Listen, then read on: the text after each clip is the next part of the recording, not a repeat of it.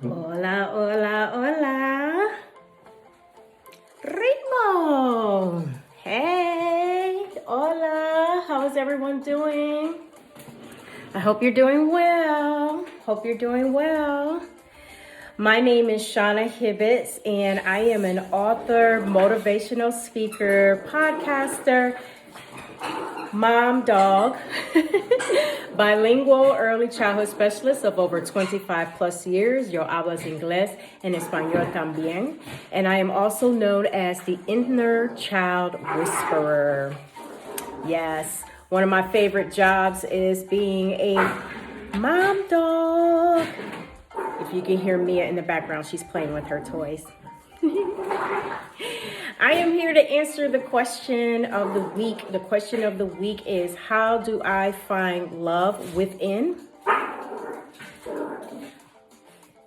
when everything is stripped away?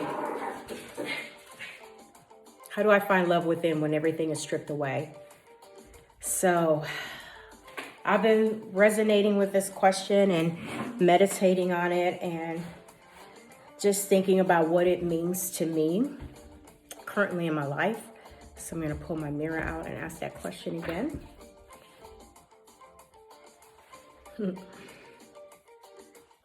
How do I find love within when everything is stripped away?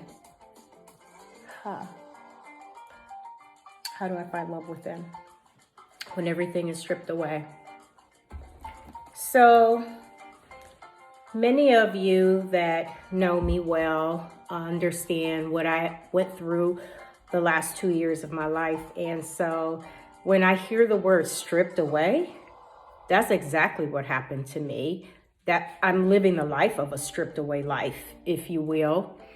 Really quickly, I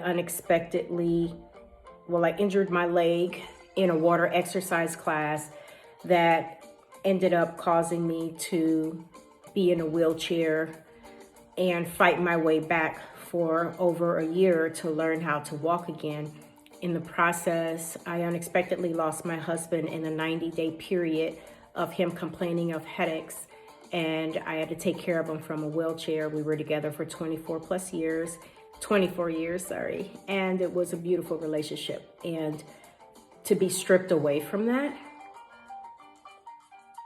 so you can imagine all of the feelings that I had to deal with, the anger, the shock, not understanding what was happening to me. Why can't I control this? I have a habit of wanting to control situations and circumstances around me. And I definitely know where that comes from because I do a lot of inner child work and a lot of inner child healing. So I'm still a work in progress with that. When my life got stripped away, there was nothing I could do about it.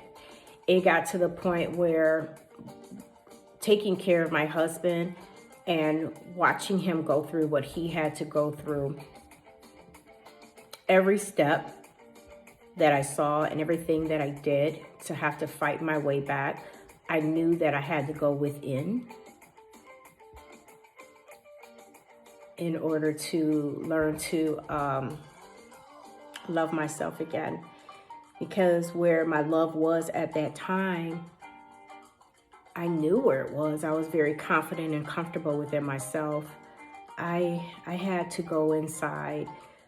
I know sometimes when life hits and we feel like our life is being stripped away for circumstances or situations beyond our control, sometimes we tend to want to lean on outside sources to help us cope. When reality is we have to dig deep and figure out how to find the love. So I had to write some things down because this was a little challenging for me because I'm living a stripped life right now. I'm not living the life that I wanted. I thought that my husband and I would be together. We used to call it graveyard shift, to death do us part. But we thought well into our 80s, we never thought that he would be 48 years old leaving this earth and I would be 49 as a widow. We never saw this coming. So I had to learn how to face my emotions, because I knew if I didn't face what I was feeling and what I was going through, there would be no way I would be able to find out how to love myself. And in order to heal, I had to find out, how do I love myself? How do I get back to that? So I leaned on what I call my inner mentor, which we all have. That is the voice of reason. That is the voice that will speak life into you. That is the voice that will tell you to take a right and not a left. That's the voice that really knows you, because it's in your inner self. So I lean on my inner mentor. And if I didn't lean on her or listen to that voice of reason, I would not have been able to find my way back to walking. So I knew that I had to love myself in order to learn how to walk again. That meant having the 2 leg surgeries. That meant going through from being in a cast to a wheelchair to a walker to a cane. I had to go through each of those steps, and each one was very emotional. And when you talk about mental cruelty, now I understand what mental cruelty means. Anguish. And it's like, well, how do I get back to myself? And I remember laying in the hospital bed, and I remember at my husband's home telling myself, my inner self was telling myself, you're going to find a way. You're going to find a way to get out of this. You're going to find a way to love yourself again.